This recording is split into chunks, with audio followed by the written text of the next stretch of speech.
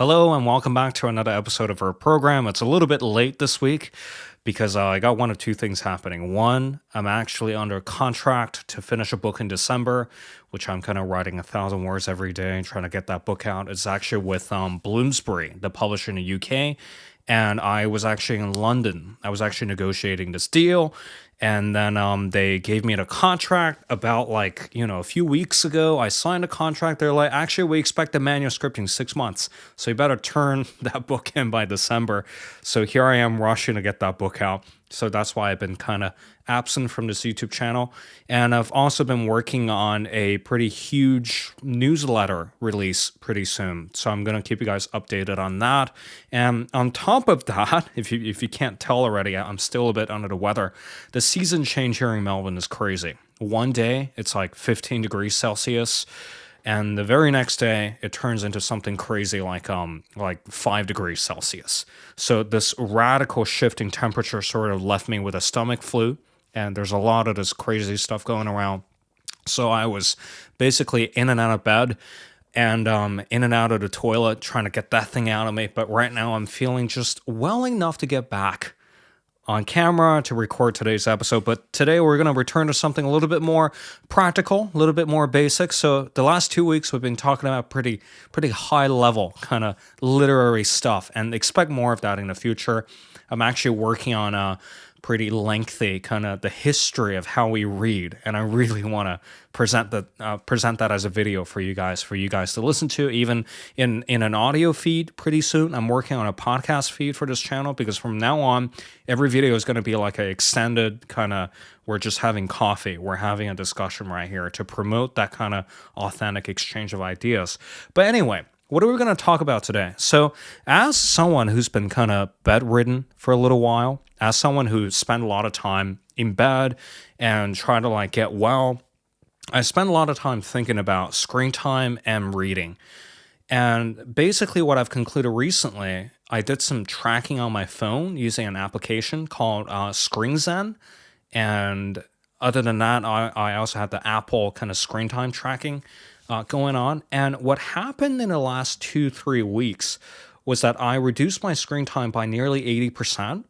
And I had this tracking thing on my Kindle. And I realized that I virtually replaced all my screen time with reading. And I'd like to share some of those personal lessons with you guys, so that in case you're also struggling with screen time, you're struggling with how to wiggle yourself out of screen time, hopefully this video is going to give you some solace. This video is going to tell you you're not the only one struggling with this. Even as someone who does this reading and writing thing full time, I also struggle with a lot of screen time. I love it. I love Instagram Reels.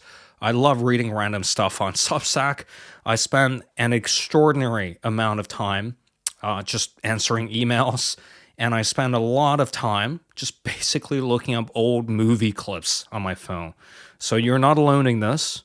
So today I'd like to share 3 points, or 3 kind of things that were going on in my mind throughout this transition from spending a lot of my time on screens to now limiting 80% of my screen time into reading time. And so I think the first thing that we need to talk about is guilt. The first thing that we need to talk about is guilt. So I realized as a part of the internet, there's this exchange of screen time bad. You need these special devices to block screen time. You need all of these elaborate rituals to prevent yourself from spending time on screen. I think there's validity in that. I think it's good to have a system.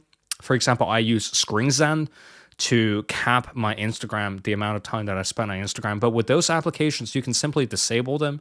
You can not choose to use them. So what we really need to work on is the psychology behind why we spend so much time on screens. What are we actually looking to find on screens, instead of finding the same information through books or through a more kind of relaxing medium? For example, you watch a long movie or you read a nice novel. What's preventing us from making that jump from spending time engaging with kind of pockets of information, fragmented information from Instagram, websites, podcasts, or YouTube clips, to a more sustained stream of information, like a book, like a long movie, or like something that you've always wanted to get into, or maybe getting to a jazz record or something. What's preventing us from making that jump? So, sort of what I concluded was if you really need to change a bad habit, it's not enough just to kind of guilt yourself into it. If you guilt yourself into changing a behavior that you don't want, what ends up happening is that backsliding starts happening. A couple of weeks, you feel really good. You have your screen time tracker going. You're like, yes, I reduced my screen time. But once in a while, you're going to start to slip back to your old patterns. We have a center of gravity sometimes in how we act. We have a center of gravity in how we kind of deal with our behavior. And it's kind of unrealistic for you just to say, I'm going to adopt some external behavior to fix this behavior that I have now. What's going to happen is you're going to slide back. You're going to spend a few days spending 10 minutes on your phone, but you're going to spend maybe another few weeks spending a few hours on your phone. So there's this pendulum swing, right? And I think this is how I got out of it.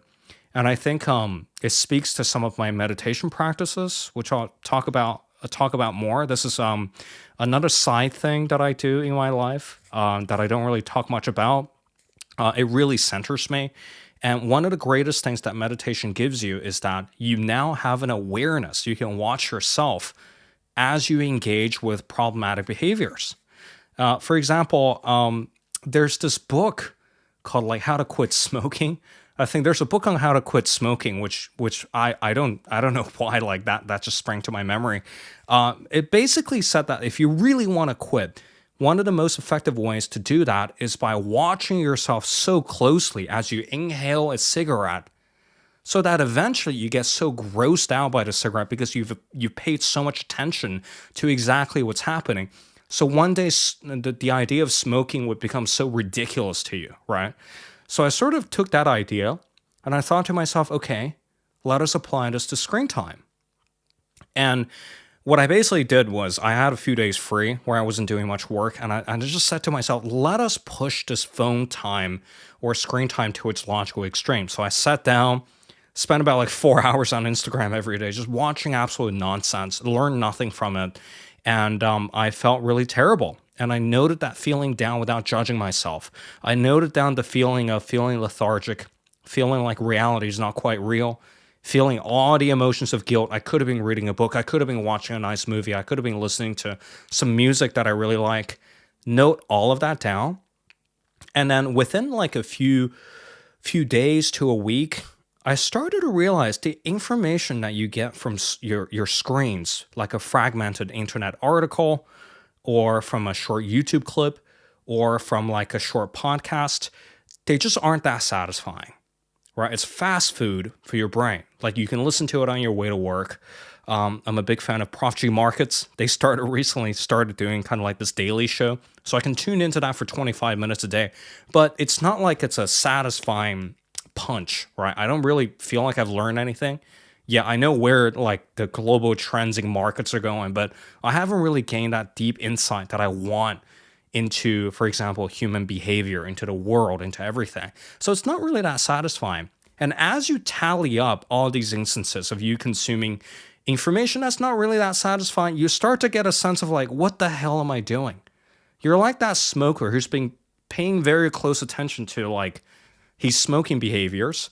You think to yourself, what the hell am I doing? Breathing tar and chemicals into my lungs. And eventually, it starts becoming so absurd to you that you can't help but to stop it.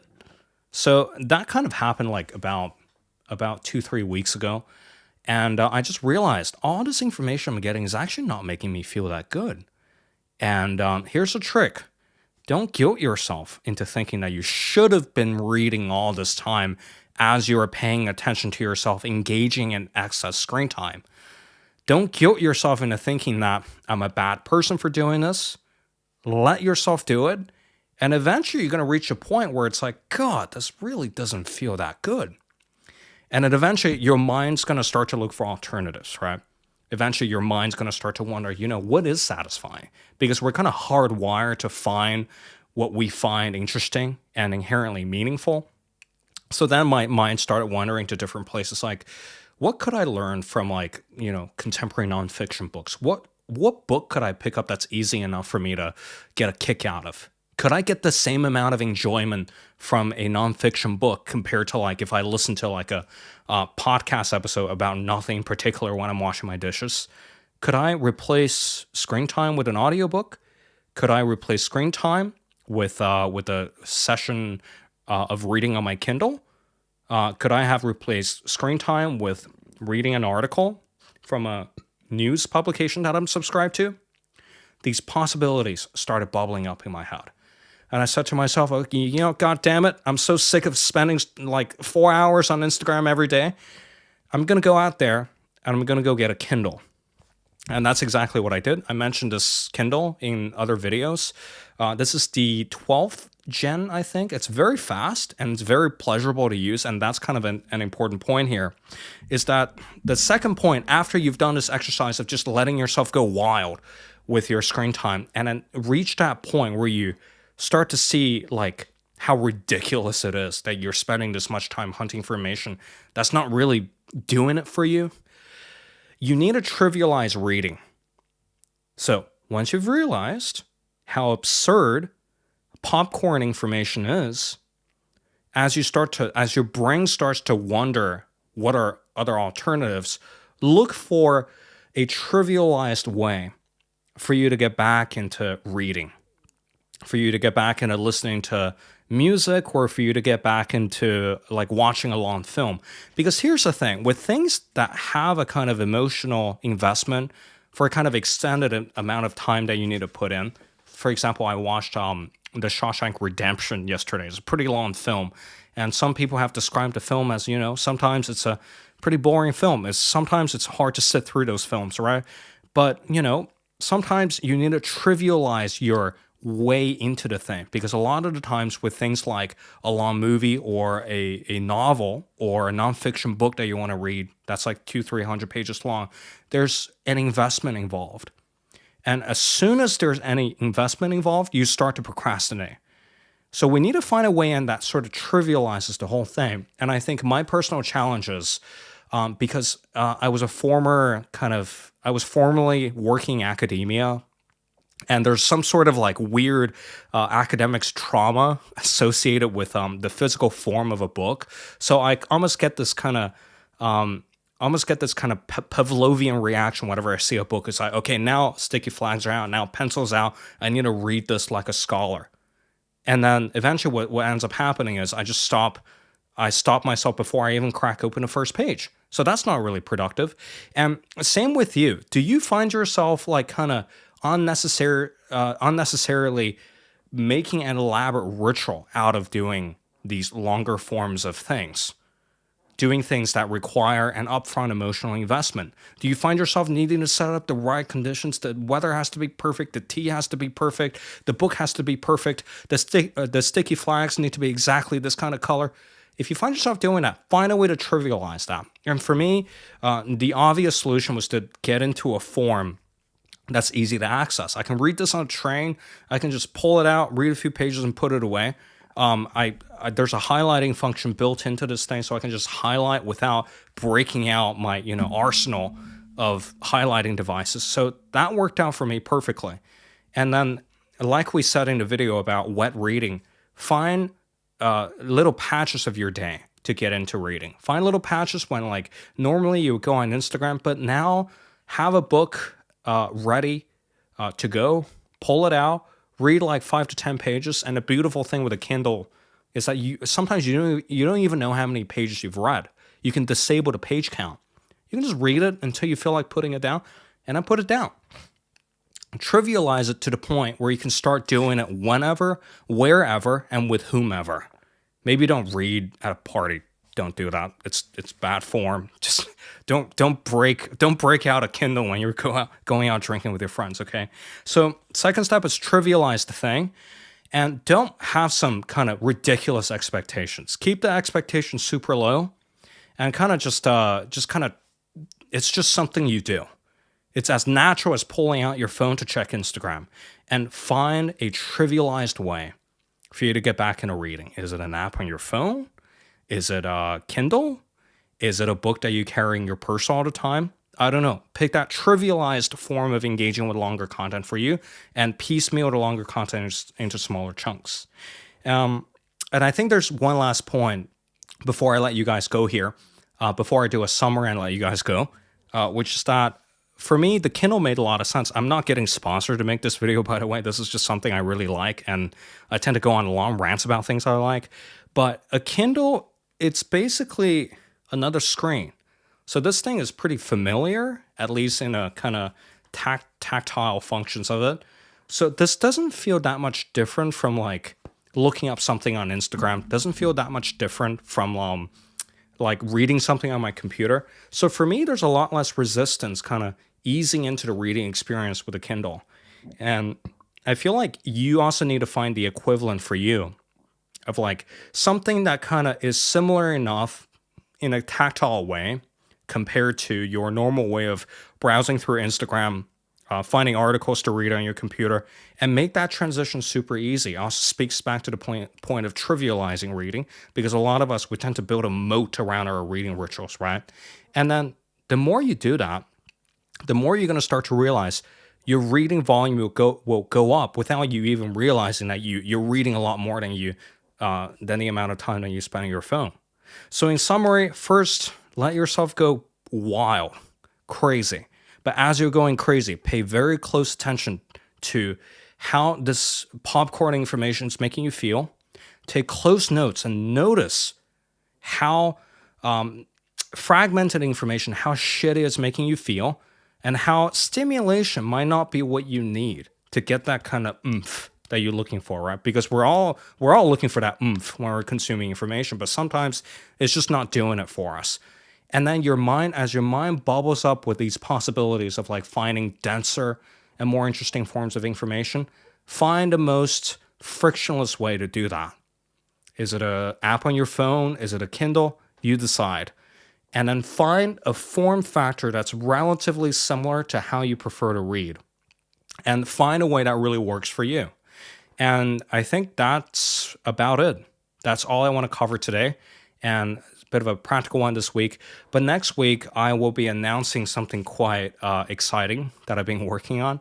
And I will be writing a lot more. I'll be telling you guys a lot more about this book that I'm working on with Bloomsbury. And it's going to be a wild couple of months of writing. And I'm super, super excited to share all that with you guys in the coming weeks and the coming months. So nevertheless, Robin Waldun here. Hope you guys have had a great day, and hope that this video had inspired you to take up more reading and less time on your screens. And I will see you in the next one. Take care and goodbye.